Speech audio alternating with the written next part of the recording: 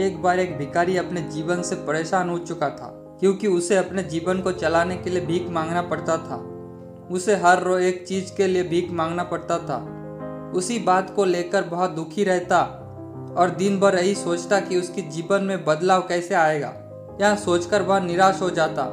वह हर दिन देखता कि बहुत सारे लोग निराश होकर आंखों में आंसू लिए गौतम बुद्ध की तरफ जाते और वापस लौटते समय वे बहुत खुश होते। वह भिखारी यह समझ नहीं पा रहा था कि गौतम बुद्ध उनके साथ ऐसा क्या करते थे कि वे बेहद खुश हो जाते थे।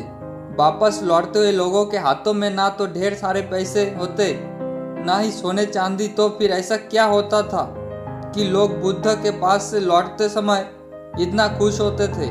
यह सब सोचकर वह भिखारी भी निर्णय लिया कि वह भी महात्मा बुद्ध के पास जाएगा और देखेगा कि ऐसा वह क्या हो रहा है कि दुखी लोग उनके पास जाकर खुश हो जाते थे। वह बुद्ध से मिलने के लिए उनके पास चल पड़ा। जहाँ बुद्ध मौजूद थे वह बहुत लंबी कतार लगी हुई थी, तो वह भिखारी भी कतार में लग गया। कतार में लगकर वह अपनी बारी का इंतजार करने लगा। देखते ही देखते उसकी बारी आई और उसने बुद्ध से कहा, बुद्ध, मैं बहुत ही गरीब हूँ, मेरे पास कुछ भी नहीं है। मुझे अपना जीवन चलाने के लिए भी दूसरों से भीख मांगनी पड़ती है।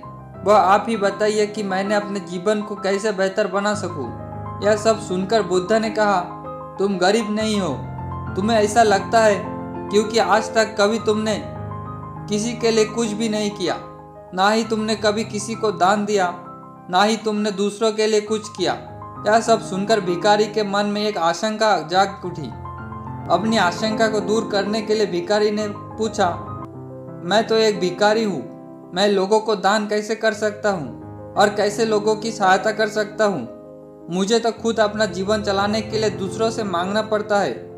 यह सब सुनने के बाद गौतम बुद्ध थोड़ी देर चुप रहे और फिर उसे बोले, तुम्हारे पास हाथ है जिससे तुम लोगों की सेवा में लगा सकते हो और दूसरों का भला कर सकते हो। इसके अलावा और तुम्हारे पास मुंह है जिससे तुम लोगों से अच्छी अच्छी बातें कर सकते हो और दूसरों का हौसला बढ़ा सकते हो।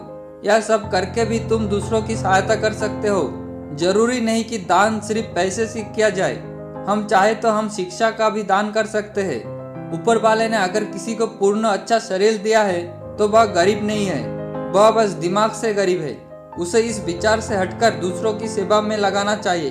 बुद्ध की यह बात सुनने के बाद वह भिखारी बहुत ही ज्यादा खुश हो गया और उसका मन अब संतुष्ट था।